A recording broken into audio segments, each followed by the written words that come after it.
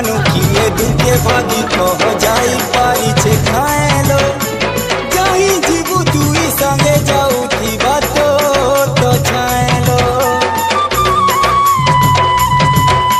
सिंदूर तले के लुकी रही छे क्या कहेला पीरती चिन्हा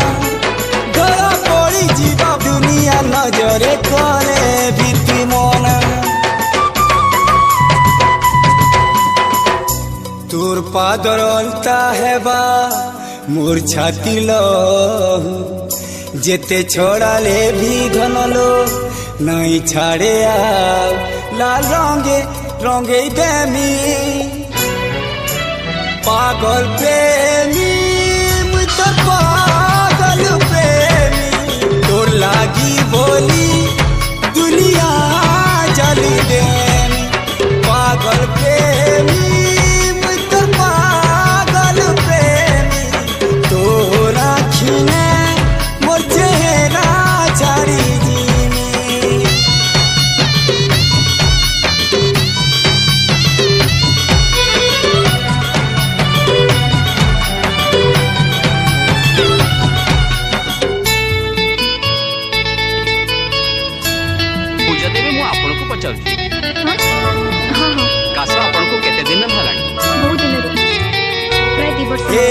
पर्दा तले सीने उन्ना तले सीने चेहरा देबू तो ढापी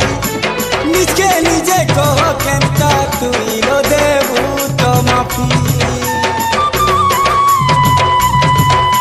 सुनार चूरी पिंधी सुनार मुदी पिंधी करू छु मन सौदा मोटा तो मोठाने आगन पड़ी छेलो बंधा तोर ना লেখা হয়েছে